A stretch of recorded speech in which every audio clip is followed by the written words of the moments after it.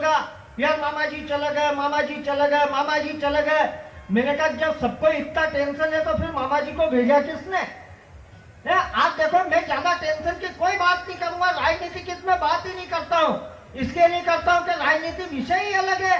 आप देखिए, पहले प्रधानमंत्री थे मनमोहन सिंह जी, जो बिल्कुल बोलते नहीं थे। अब है मोदी जी, जो किसी के बाप से चुप नहीं हो। कोई अंतर आया हो या नहीं आया हो, एक अंतर आया। आप देखिए, मोदी जी ने संसद की सीढ़ियों पर माथा टेका और पहला भाषण दिया, न खाऊंगा न खाने दूंगा। दूसरा भाषण दिया, घर शौचालय बनवाऊंगा। मैंने कहा प्रभु, जब खाओगे नहीं,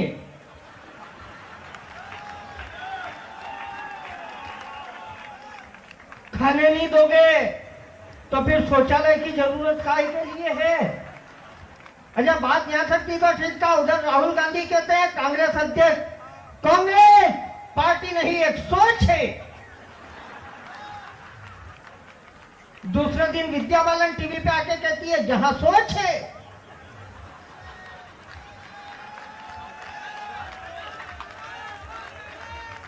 वहां शौचालय है। इसलिए मैं तो ये टेंशन ही नहीं लेता। अच्छा, सबसे बड़ा मेरे को पता है बीजेपी के लोग भी टेंशन से कायम है। मोदी जी से दिक्कत नहीं है, केसर दूसरी जगह फंसी पड़ी है। चाय से ज्यादा गर्म केतली, कि चाय से ज्यादा गर्म केतली, यानी कि मिस्टर अरुण जेटली। असली कैसे वहां फंसी। आप देखो, एक रामदेव बाबा दिल्ली में एक आंख बंद करके पतंजलि का सामान धनाधन धनाधन धनाधन धनाधन बेच दिया। मोदी जी और जेटली जी ने एक बाबा को व्यापारी बना दिया, और जितने व्यापारी थे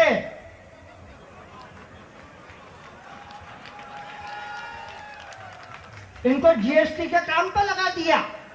अरे रामदेव बाबा वहां दिल्ली में बैठ के आंदोलन कर रहे, काला धन वापस लाओ, काला धन वापस लाओ। आप विश्वास मानना मैडम, रामदेव बाबा और मेरी कट्टर दुश्मनी, बिल्कुल कट्टर दुश्मनी। क्योंकि आज से 6 साल पहले मैंने लव मैरिज की भाग के, और मेरी पत्नी का कलर एकदम ब्लैक, एकदम काला। और आप विश्वास मानना, मेरे पास जीवन में एकमात्र धन है, वो है पत्नी। अब बाबा जी दिल्ली में बैठकर चिल्ला रहे, काला धन वापस लाओ, काला धन वापस लाओ। मैंने कहा बाबा जी, क्या पिताजी का इलाज चल रहा है, वापस लाओ। बड़ी मुश्किल से तो इसको भगा के लाया, और आप कह रहे हो वापस लाओ। यहां तक थी दुश्मनी, दुश्मनी, कट्टर दुश्मनी। कोई बात आप तक पहुंचे तो ताली बजाना। पहले तो बाबा जी कहते रहे काला धन वापस लाओ, काला धन वापस लाओ। बाद में कहने लग गए कि इसको सार्वजनिक करो। इसलिए मैं तो ये टेंशन ही नहीं लेता हूं। अरे आप देखो, नोट, मोदी जी आए रात के 8 बजे नोटबंदी हुई। ये मैंने राणा जी से पूछा, मैंने कहा नोटबंदी काय के लिए करी? तो काला धन आएगा। आया, यूं क्या कर रहे हो? आया, सबके घर में से निकला। सबकी घरवाली ने निकाल निकाल के दिए। मेरे पास इतने फंसे पड़े हैं। रात की 12 बजे मोदी जी आए टीवी पे, रात की 8 बजे के बहनों और भाइयों, आज की रात 12 बजे बाद 1000 और 500 के नोट लीगल टेंडर नहीं रहेंगे। मैं 7-8 नवंबर को हुआ ये मैडम, 7 नवंबर को मैं कवि सम्मेलन में जाने लग गया। मैंने मेरी पत्नी से कहा, देख मेरे पास पैसे नहीं है, बैंक से निकालना पड़ेंगे, 1000-2000 रुपए दे दे, मुझे कवि सम्मेलन में जाना है। बोली भगवान को, अगर मेरे पास तो जहर खाने के पैसे नहीं है। मैंने कहा देवी तू इतना कष्ट मत उठा, ये पैसे मेरे से ले ले। ये ताली वही बजा रहे जिनकी भावनाएं मेरे से मिलती है। मैंने बैंक से पैसे निकाले, उसने तो नहीं दिए। मैंने बैंक से पैसे निकाले, मैं कवि सम्मेलन में गया 7 नवंबर को। 7, 8, 9, 10 को जैसे ही घर आया, मेरे को देखकर पत्नी जोर जोर से रोने लग गई, चिल्लाने लग गई। मैंने कहा क्या हुआ? पैर दुख रहा है, तबीयत खराब है, क्या हुआ, क्या तकलीफ है? बोले आपको नहीं मालूम क्या? मैंने कहा रो मत, धीरे बता क्या हुआ। तो आपको नहीं मालूम क्या? मैंने कहा क्या? तो मोदी जी ने नोट बंद कर दिए। मैंने कहा तेरे को काय का टेंशन, तेरे पास तो जहर खाने के पैसे नहीं थे। आप तो हंस दिए, मेरा दिमाग खराब। बोले थे नहीं नहीं, मेरे पास हजार हजार के 500 और 500 के 50 नोट पड़े हैं। मैडम आप तो हंस दिए, मेरा दिमाग खराब। मैंने कहा 7 नवंबर को तेरे पास जहर खाने के पैसे नहीं थे, 8 और 9 तारीख को मैं घर पे नहीं।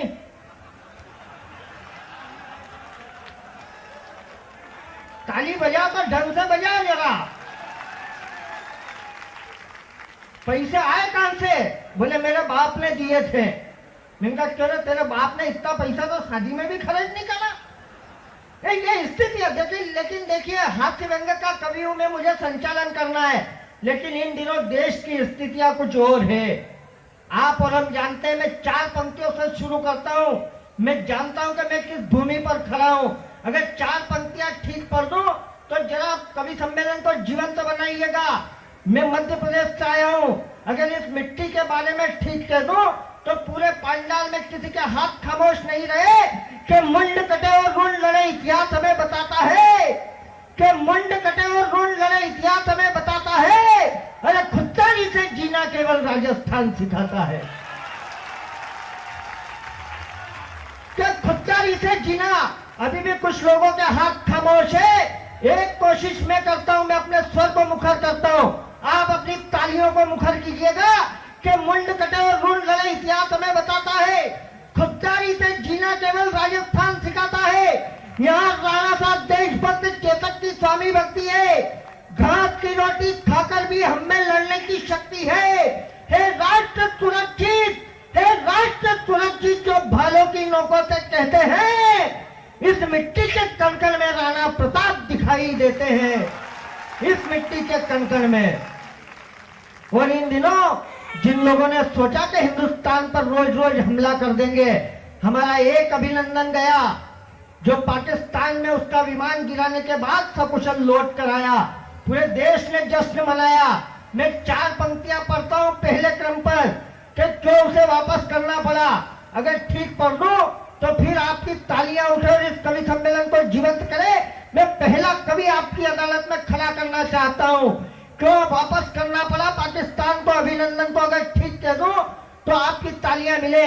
हम शेर पालने वाले लोग हैं, और पाकिस्तान में आपने खबर पड़ी होगी कि वहां गधे पाले जाते हैं।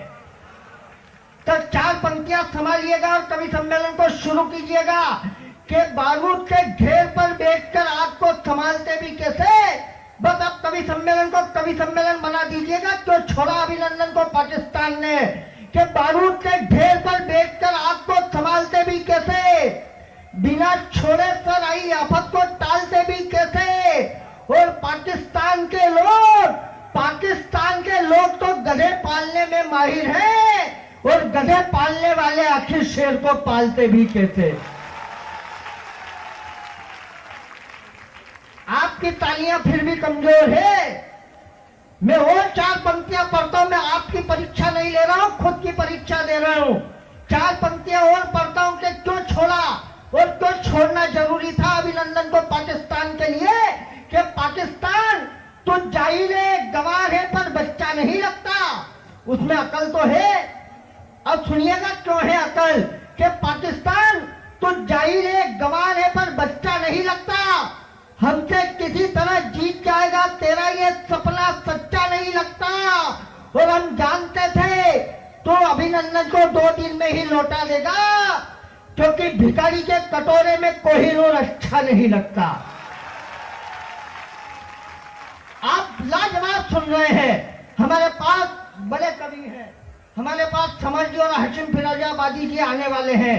मैं चाहता हूं कि जो देश में माहौल है, हम चाहते हैं कि हम ऐसे कवि से शुरुआत की जाए। हमारे पास हास्य के तमाम कवि हैं, लेकिन मुझे जैसा आदेश हुआ और मैं इस क्रम पर जिस चीज की जरूरत समझता हूं, हमारे इस मंच के सबसे वरिष्ठ कवि, मैं उनसे इस कवि सम्मेलन का प्रारंभ करवाना चाहता हूं, उनके गीतों से प्रारंभ करवाना चाहता हूं, जो हमारी मिट्टी के कवि हैं। आपकी तालियां अगर मुझे समर्थन दे तो मैं आदरणीय कमल कांत जी को आवाज देना चाहता हूं कि हम उनके गीतों से आज के इस काव्य यज्ञ का प्रारंभ करें। पूरा सदन एक बार दोनों हाथ उठाकर ताली बजाकर आदरणीय का अभिनंदन करें, स्वागत करें।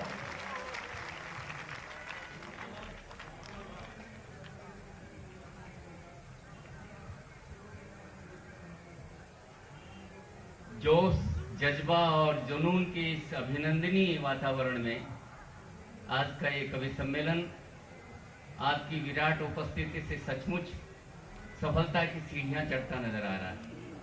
मैं हृदय से धन्यवाद ज्ञापित करना चाहूँगा मंच के माध्यम से सम्माननीय अध्यक्षा जी, नगर परिषद, आयुक्त महोदय, ये मंच पर जितने समृद्ध और ख्यातनाम रचना शिल्पी बैठे हैं उन सबको प्रणाम करता हूँ।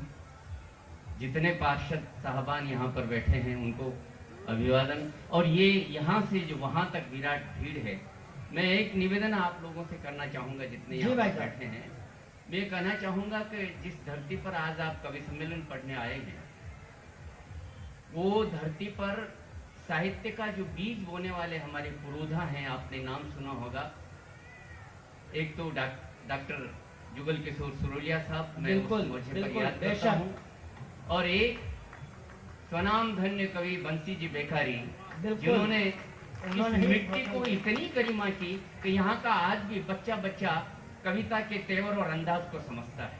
ये जो भीड़ आप देख रहे हैं, ये भीड़ उसी का लक्षण है कि ये कविता के मर्म को समझती है, कविता के धर्म को समझती है, और कविता कहाँ से पैदा हो रही है, कहाँ जाकर के असर कर रही है, इस सारी भीड़ को समझने के लिए मैं चाहूंगा कि आप सबका मैं हाथ जोड़ करके प्रणाम स्वीकार करूं।